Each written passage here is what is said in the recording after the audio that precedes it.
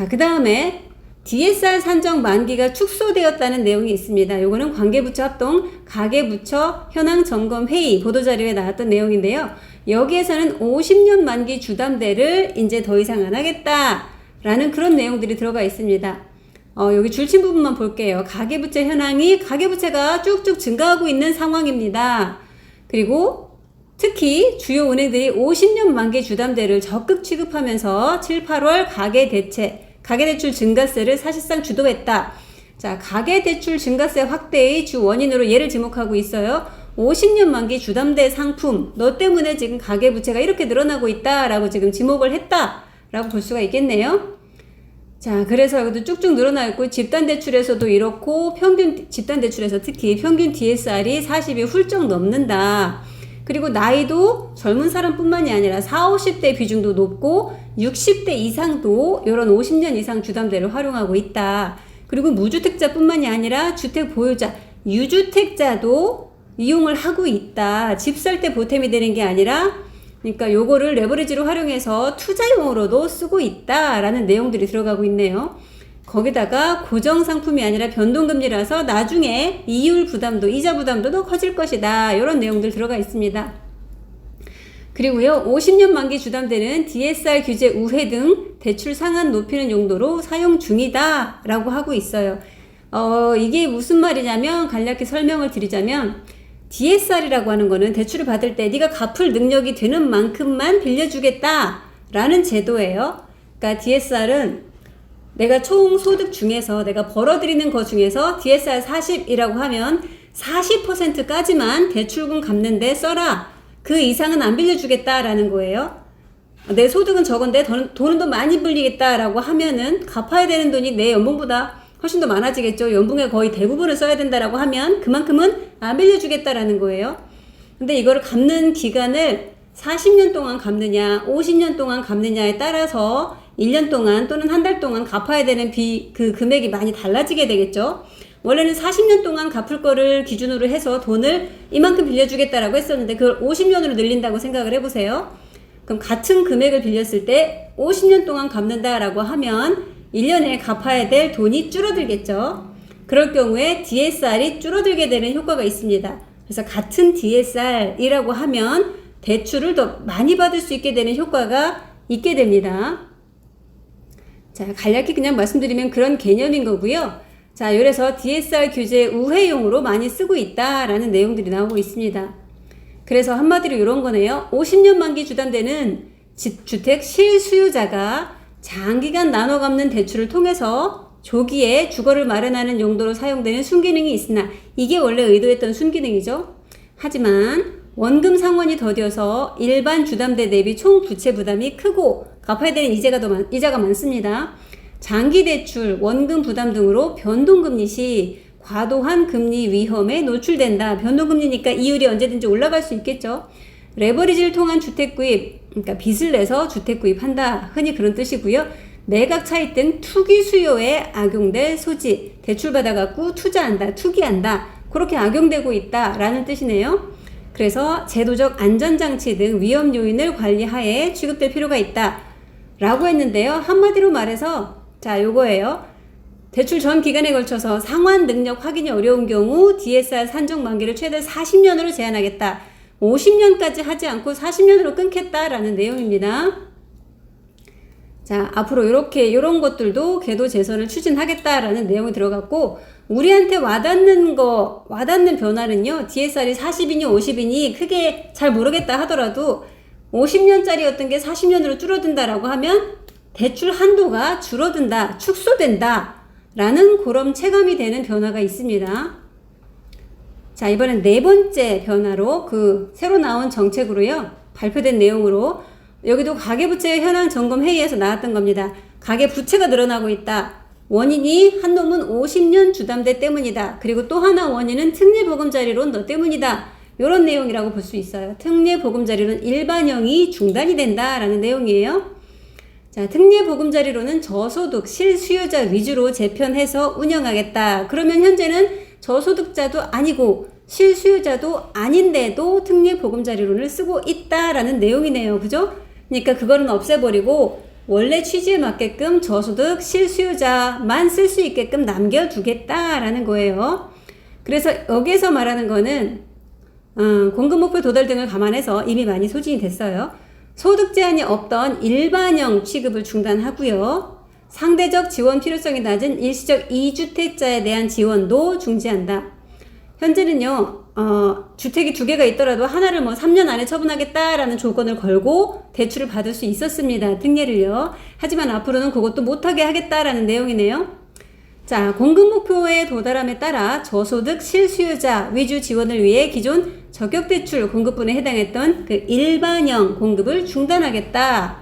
일반형과 우대형으로 나누는 기준은 뭐냐? 이 일반형은요, 부부 합산 소득이 1억 원이 넘거나 또는입니다. 둘 중에 하나만 해당이 돼도 일반형이에요. 주택 가격이 6억 원을 초과하거나 둘 중에 하나만 걸리면 우대는 안 됩니다. 무조건 일반형이에요. 자, 그러면 여기에 우대형은 언제 받아요? 부부 합산 소득이 1억 이하이거나 주택 가격이 6억 이하. 이거나가 아니라 참 둘 다예요. 소득이 1억 이하이고 주택 가격이 6억 이하일 때만 우대형에 해당하는 자격이 되는 거겠죠. 근데 우리 다산은 일단 여기에서 걸립니다. 소득 볼 필요 없어요. 주택 가격이 6억을 다 초과합니다. 그러니까 우대형은 받을 수가 없는 지역입니다. 여기는요. 자, 그래서 또 일시적 2주택자에 대한 대출도 제한한다는 내용. 무주택자 지원에 집중을 하겠다. 아까 말씀드린 것처럼 현재는 기존 주택을 3년 이내로 처분하겠다라고 하면 특례 보금자리론을 이용이 가능했었어요. 근데 제 고객분 중에도 지금 처분 조건으로 특례를 받으신 분이 계신데요. 앞으로는 안 된다라는 내용이에요. 앞으로는 안 봐주겠고 그렇게 변하는 거는 9월 27일 9월 말부터 추석 바로 전날이네요. 추석 즈음부터 이제 요거를 못하게 하겠다. 만약에 지금 진행 중이신 분이라면 9월 26일까지 마무리를 해야 된다라는 내용이에요. 대출 신청을요. 그러면 우리가 느껴지는 거, 대출 받기가 진짜 더 힘들어지겠구나. 그나마 한도가 높았던 거고 그나마 DSR을 안 보기 때문에 대출 받기가 좀 쉬웠던 그런 상품이었는데 이제 이거를 중단한대요. 그럼 대출 받기가 더 힘들어지겠구나 라는 게 팍 와닿습니다. 자, 이걸 지금 살펴본 이유는요, 우리는 다산 신도시에 이게 어떠한 영향을 줄 것인가, 이게 제일 중요하죠. 자, 다산 신도시는 어떠한 곳이냐? 대다수가요 9억 원 이하 아파트가 있는 곳입니다.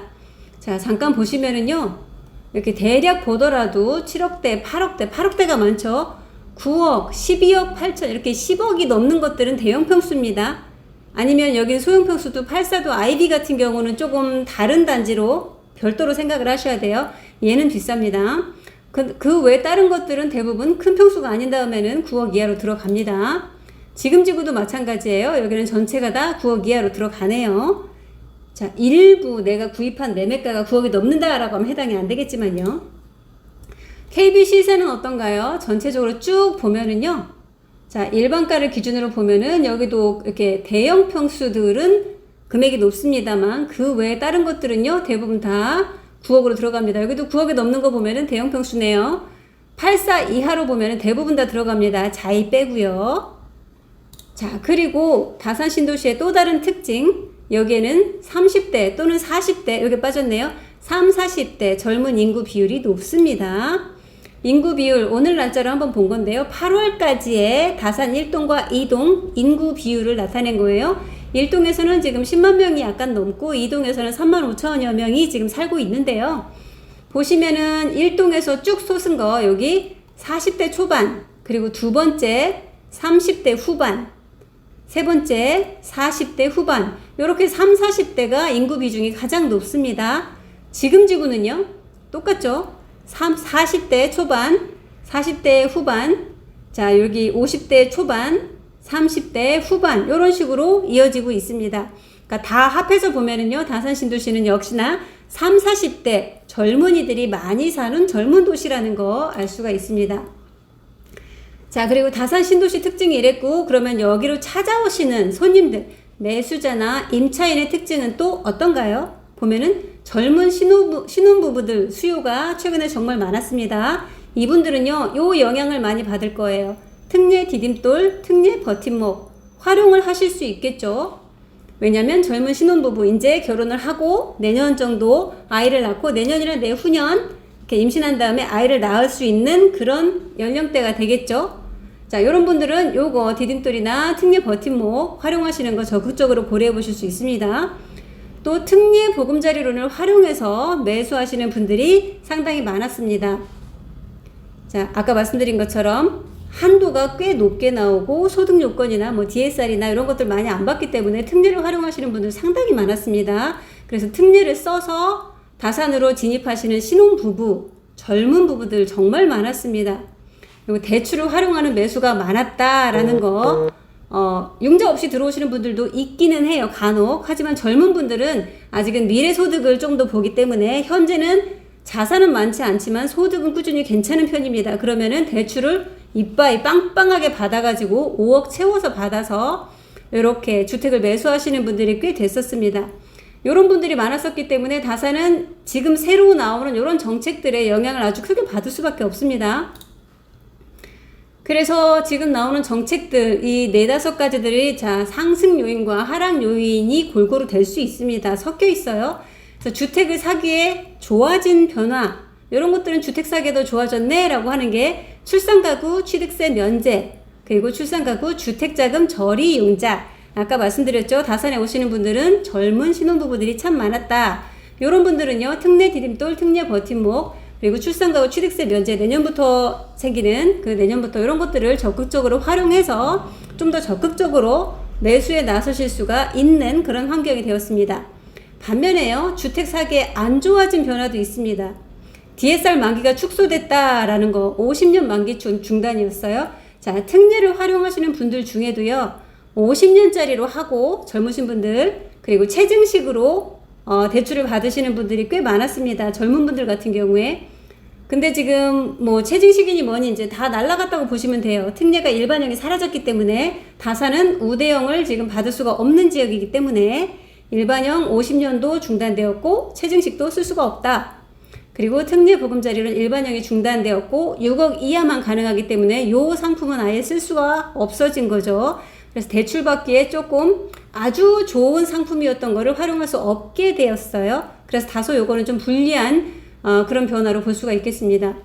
저도 그래서 이게 어찌 보면 되게 상당히 상반된 내용의 정책이 거의 비슷한 시기에 쏟아져 나왔습니다. 그렇기 때문에 이게 우리 다산에는 또 어떠한 영향을 미칠 수 있을지, 요거까지만 나왔을 때는 더 좋아지겠네, 집 살려는 신혼부부들 더 반기겠네 라고 생각을 했는데요, 특례가 중단되면서 어라? 이러면 또 얘기가 달라지는데 싶은 기분이 들었습니다. 이게 이제 추석이 지나고 10월달이 되면서부터 본격적으로 어떠한 영향을 미치게 될지 나오게 될 것 같습니다. 저도 참 궁금하네요. 자, 10월달 어떤 변화가 일어나는지 함께 지켜보시면 좋을 것 같습니다.